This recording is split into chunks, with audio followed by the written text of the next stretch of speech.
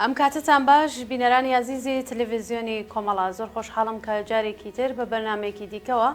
دەبم میوانی ماڵەکانی ئەوەی عزیز و خۆشەویست. ئازیزان لە بەرنمەیم هەفتەماندا لە بەرنمەی بەشدارانی شۆڕشی ژینا دەدوێن میوانداری زۆر بەڕێز کاک عەدنان حوسەینی تەمەن 26 ساڵ خەڵکی شاری سنە و لە بریندارانی شۆڕشی ژینا کە بەداخەوە هەم چاوی هەم جەستەی بەر فیشکی ساچمەیی سەرکوتێرانی کۆماری ئیسلامی کەوتووە. پێم باشە کاک عەدنان بێرینە سەر هێڵ و ئەم کاتت باش کاک عەدنان بە خێربی بۆم بەرنامەیە و سپاس کە ئامادە بووی. ئەم کاتە هەموو کاتێکتان باش، عەرز سڵام مەسلە خمەت ئێوە و تۆ و شنەوەندەگەر و هێندەگەر ئەم بەرنامە جوانە. بەخێربی و زۆر خۆشحاڵ بووم کە ئێوەم ناسی و سپاس کە بەشدار بووی جارێکی دیکە. کاک عەدنان پێم باشە خۆتان ئەوەی کە بەسەرتان هاتووە لە شۆڕشی ژینا وەکو یەکێک لەو ناڕازیانەی کە لەو شۆڕشە بەشدار بوون بۆ بینەرانی ئێمە باس بکەن. من عەدنان حوسەینیم 26 ساڵە خەڵکی شاری سنە و لە شۆڕشی ژیان ئازادیە بۆ وەزیفەی خۆم زانی کە وەکو هەموو مردمەی کە زڵمیان لەسەرە و تواوی ئەوە زڵمەیان بە ئاعتراز بە جمهوری ئیسلامی داوە هەمیش لە خیابانە بەشدار بوون. هەروە کە هەموومان دەزانین 45 ساڵە کە جمهوری ئیسلامی لە هەموو هوارەکانەوە خەریکە مردم سەرکوب بکات لە توا و عەرسەکانە مردمی سەرکوب کردیە لە وەرزشی و بیگە لە جامعای هونەریە و بیگە حتا لە ئینسانی فرودەست کارگەر و بیگە سەرکوبەوە تا بگوێتە ئینسانگەری هونەرمەند، ئینسانگەری دەوڵەمەند، ئینسانگەری ئاگات گشتی لە این خۆیان سەرکوبەوەیەوە لەسەر ئەم جەدوەلەو کە زۆر سەرکوبی زۆرە ژنان وێساون. بەڕاستی کە 50% هەر جامعەی ژنان تشکیلیان و متەسفانە بەداخەوە لە نظامی جمهوری ئیسلامیە حتا 1% نەهەق زندگیکردنیان پێیا جمهوری ئیسلامی نەهەق ئەوەی کە لە ئوموری کشوەریە لە ئوموری زندگیە لە هەرچی خۆیانە بتوانن بەشدار بن. و ئێمە دوای ئەوەی کە گیانبەختکردن جینامان بەدەست کۆماری ئیسلامی بینی مەوجێ لە نائارامێر و ئاعترازەرێ مردممان دی نسبەت بە حکوومەت کە پوچە ئەشێ بەخاتر پوششێکە کوچکترین حەقی یەک دانە ژنە بێتی لە وڵاتی خۆیان بۆ ئەشێ بەخاتر هەمچین شتێک حتا گیان یەکدان ئینسان بگیرێت. و ئەوە جێقەیەک بوو کە لە شاری سەقزە و شڕۆع بوو و نەتەنها تواو ئێران تواو جەهانی لەبەر بوو. ئێمە دەوێنین دوای ماوەی 2 ساڵە و هێشتا شۆڕش ژیان ئازادی هەر بەردەوامە، هێشتا فەعالیەتگەر مەدەنی ژنان ئەوێنین و ئەوە باعث بوو کە مردم لەو شۆڕشە هەمویان بەشداری کرد. بەڵێ کاک عەدنان جەستەتان چاوتان بریندارە، پێم خۆشە ئەوە خۆتان باسیکەن بۆ بینەران. منیش وەکو ئەو هاوڕێیانە وا هەمویان لە خیابان بووم، منیش جوانێک بووم متەسفانە زڵم و زۆری جمهوری ئیسلامیم لەسەر خۆم و لەسەر خانەوادەم و لەسەر ئەتراکیان خۆمە بینی و منیش بە وەزیفەی خۆم زانی کە بڕمە خیابان و دوایەوەی کە ژینانیان گیانبەخت کرد منیش فەعالیەتی خۆم شروع کرد و هەرچی مەخسووسەن ڕۆژگەرێکە ئاعتیسابیان ئەکرد و ئەوانەی من هەر لە خیابانە بووم لەوە دوا وەوا بوو کە لە 3 ئابانە متەسفانە شناسایی کریان بەدەست نیروگەر اطلاعات سپاه شناسایی کریا بوون و لە یەک دانە کەبینا قایرمان کرد و لە تەک چەند نەفەر لە هاوڕێیانە متەسفانە بریندار بووین کە بریندارەکەی من زۆر بوو مستەقیم تیرەکە بە چاوم کەوتووە مەجبور کەفتم کە بە بیمارستان تاران ڕاجعەکەم و متەسفانە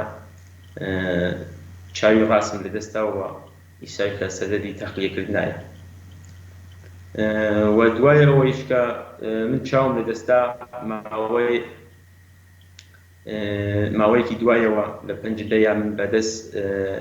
مەمورگەری ئیطلاعات بەرماڵی خۆمە دەست بەسەر کراوم و ماوەی 10 ڕۆژ لە زیندانە بووم، لەوەی شکەنجە کرام، شکەنجەگەری زۆر خراپ بەداخەوە هێندە جار فکریشی دەکەمەوە حتا خۆم ناڕاحەت دەبم لەو شۆنە شتکەرێکم دی لەو شۆنە شکەنجەگەرێکم دی کە بەڕاستی پێم سەیر و کە یەک نەفەر تا چه حەدێ جمهوری ئیسلامی ئازادی پێداوە کە هەم نەوعی خۆی هەم زوانی خۆی هەم سەنگەری خۆی هەم وڵاتی خۆیان بۆ شێوە بەو تەرزە وەحشیانەوە شکەنجە بکا کە بۆچی فقط احترازی کردووە بە نظامێک کە ناعادڵە، نظامێکە توا و دنیا دێناسێکە ناعادڵانە مردنی خۆی سەرکوب بەگا حتا حەقی زیندگیکردنیشی لە مردن سندووە. بەڵێ کاک عەدنان، ئێستا کە دوای حتمما لە پرسیارەکانی ترماشمە سەری ئێوە بە ناچار وڵاتان بەجێ هێشتووە، ئایا لەسەر گوشارەکانی کۆماری ئیسلامی چوونە دەرەوە و ئێستا دەرمانتان تا چه حد دەرمانی پێویستان بەکار بردووە، یانێ چەندێک ڕەواڵی دەرمانی و پزیشکیتان جێبەجێ کراوە؟ من دوایەوەی کە چاوم بۆ جۆرە بریندار بوو، دوایەوەی کیشە کە من دەست بەسەر کرام بەو شێوە، هەنجدار یەکی لەو کەسانەی کە منیش کەنجاگرت پێمی دەوت کە ئەوەی هەر لە ناو مەزماماوە پێمی ئەوت کە تو زۆر خۆش بەختی کە چاوت بریندار بووە و من بەداخەوە لەو قسەی تێ ناگەشتم. دوایەوەی کە دوای دەڕۆژ ئەوەی کە من شکەنجە کرام لە ئەترافی شاری سنە نیمە شەو ئەمنیان گەڵ کرد، دوای 3 مانگ من هەر ئەوەی بۆم سوعال بوو کە ئەوان دەیانتوانی ڕەحەت لەوێ من بکوژن، وەکو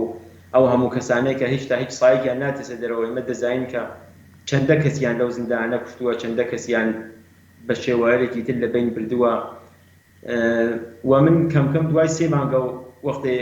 تواو هاوڕێیان دیدانە دانە بریندارەکان مەخسوسەن ئاسی پشمیەکان خۆیان ڕسانەیە و کرد شجاعەتیان دانیشان و تواوی خەڵک تواوی دنیا زانی کە جمهوری ئیسلامی هەدەفمەندانە شلی کێزە چاوەکان ئەو کاتە بوو کە من زانیم کە بەڕاستیە و کابرا چیەوت و بۆ ئەوەی منیان گەڵ کردووە کە من وەکو حاڵەت ئەوەی کە جامعە بترسێ کە بڵێن ئەو فەردە ئەوەیە کە ئێمە بەتیردامان لێ ئەوەیە کە بریندار بووە و جارێکی تر مردم بترسێ و دەست بە ئاعترازات و ئەو شتانە نانبێت نسبەت بە جمهوری ئیسلامی. دوایەوە من شکایەتم کرد لە دادگای جمهوری ئیسلامی خۆیان کە بەناو دادگای عەبدولعەلی خۆی دەیناسێت و هەمومان دەزانین وانە من شکایەتم کرد مستەقیم لە سپای پاسداران شکایەتم کرد دوو کەس شایەتم بەر حتا چەندین بار شایەتەکان من چەندین بار تهدید کردیان دانیان مەجبور کرد حتا کارەکان لێسن کاری لە دەستبات متەسفانە زۆر عەزیەت کردم. بەڵام من هەر لەسەری وێسام من قازی بەمنی وت کە تو ناوێم پەروەندە دنباڵکەی پێش وەرد و تێروریست لە توی داوە و ئەگەر ئەم پەروەندە دنباڵ بکەیت ئەتو بەرعەلەی ئەمنیەت ملی کشوەیە اقدام کردیە و ئەتو بە فەردێکی خاین دەناسیم. ئەمن لە دادگای انقلاب ئەو جوابیان پێم داوە، بەڵام من هەر یۆڵکن نەبووم لە دادگای نیوەڕۆی مسەلەح دوای شکایەتم کرد. هەر بەو شێوە من فشارم بۆیان هاورد، شایەتم برد، مەدارکم بۆیان برد، مەدارکی پزیشکی، بەڵام هەر بەو شێوە جوابمیان داوە وا بوو کە نیمە شەو چەندی داڕژگانە ماڵ من میان تهدید کرد، خانەوادەمیان تهدید کردیان کە بەڕاحەتی ئەمە دەتوانین یاخود یا خێزانەکەت حتا لە تەسادفێکی سادە لەبین بوون و تۆش چۆن ئەم پەروەندە نەگری. وا بوو کە من ئبلاغیم بواتەوە کە من محکوم کرام بەوەی و مەجبور کەفتم کە نیمە شەو ماڵ و زندگی و وڵاتی خۆم کە لەوێ زندگیم دەکرد بەجێ بێڵم و بەرەو تورکیا ڕەوانە بووم. بەڵێ کاک عەدنان، ئێوە وەکو لاوێکی 26 ساڵ تەمەن دوو ناڕەزایەتی ترتان بینیوە، ساڵی 96 و ساڵی 98. پێتان وایە جیاوازیەکانی ساڵی 96 و 98 لەگەڵ 1401 چی بووە؟ کاوا بەرین بوو، ئاوا بەشداری خەڵک زۆرتر بوو؟ ئێمە ناڕەزایەتی مردممان لە تواوی ئەم 45 ساڵە دیوە.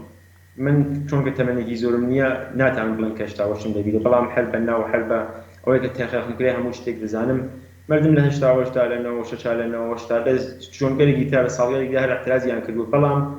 ئەو جیاوازیە کە شۆڕژی ژنگیان ئازادی بوو ئەوە بوو کە لە نەوەشتیان بینیمان 3 ڕۆژ بۆ احترازات 3 ڕۆژ بوو وە سێفەن فقط بەخاتر گرانی بنزین بوو، هەرچەندکە ئەمە نەزەرم وایە کە ئەوەی شەرجەرەقەی بوو، بەڵام جمهوری ئیسلامی و بەهانەی بوو کاوت کە من ئەو بنزینم گیان کردو خەڵکەوە هاترس، بەڵام جیاوازیکی کە شۆڕژ ژنگیان ئازادی بوو مردم بەدەست خالی 3 مانگ لە ناو خیابانە لە تەک جمهوری ئیسلامیە مبارزەیان نەکرد. بەڕاستی دەستخالی مبارزەکردن کە کەسێکەوە بە تووشکا و تێتە ناو خیابان بە ئەسلحەی کلاشیۆف و بە ئەسلحەیەکە واقعان لە جەنگ تەن بەتەنا بوو وڵاتەنێتر ئیسفادە کردووە بەو شێوەیە بەڕاستی کار سەختێکە. مردم نیشانیاندا کە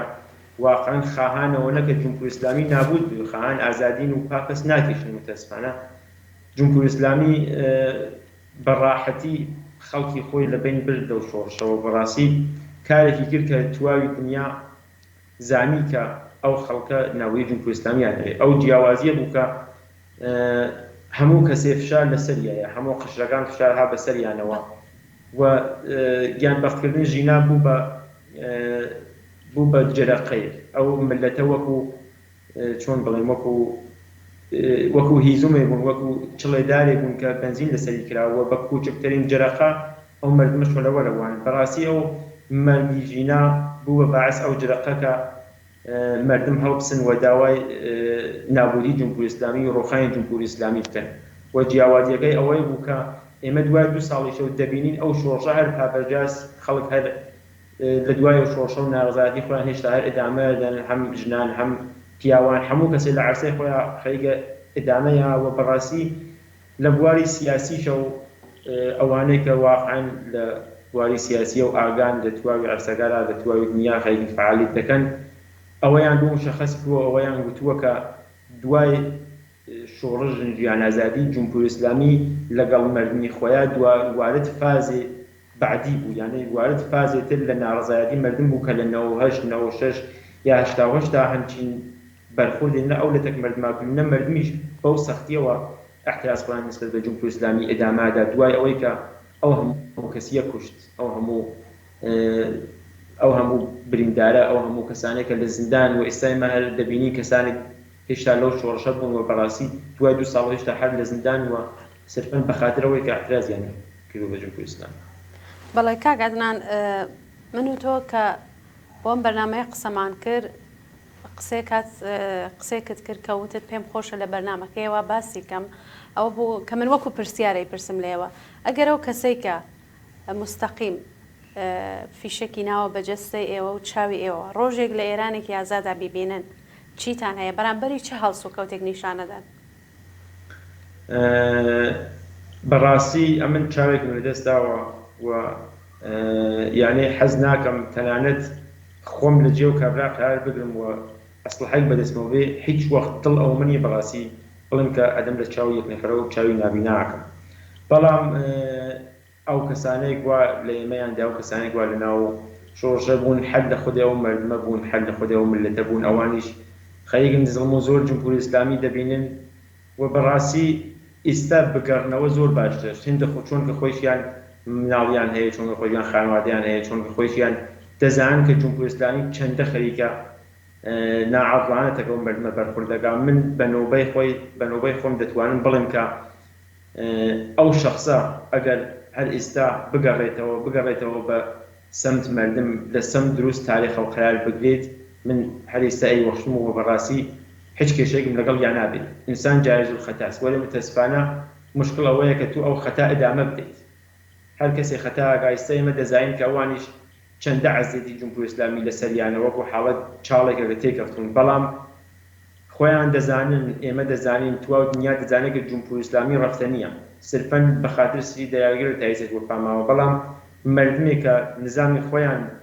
بەدڵ نەوێت و گەلێکیان نەوێت ئەو نظامەی تر بتووە و دنیا سابچسکە ڕۆخاوە و ئەوانیش ئایسە وەختەوەیە کە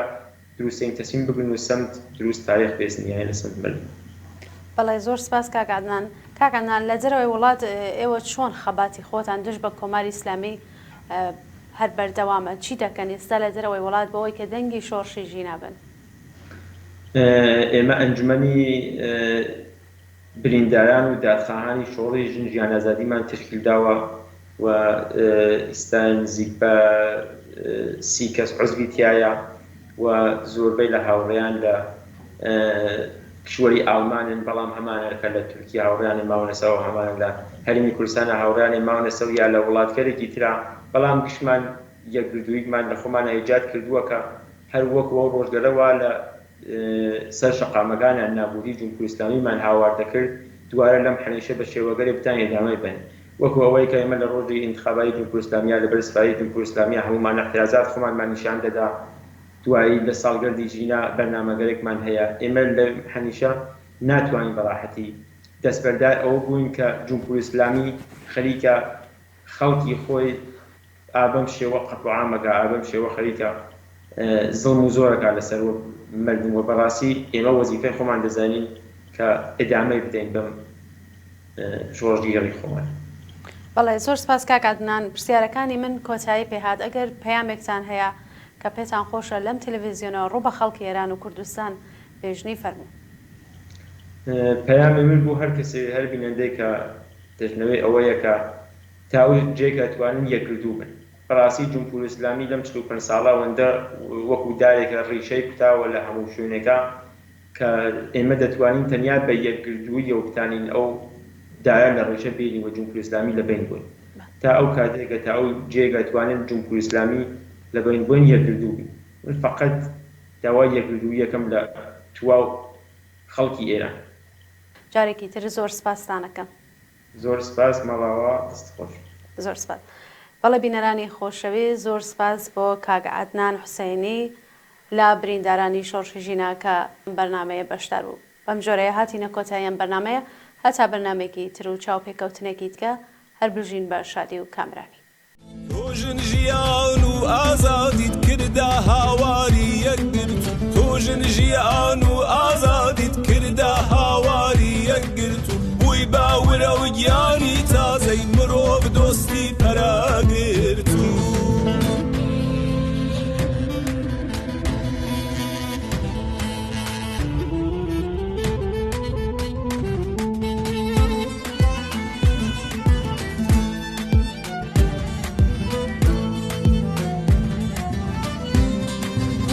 چە خوێناو یەکەی بەربەت بوو بە ئاڵای هاواری سوود باڵات بوو باڵێنیشان دەرشکاندی شەقڵی چی سنوور تۆژن ژیان و ئازادیت کردا هاواری یەکگرت و بووی باورە و گیانی تازەی مرۆڤ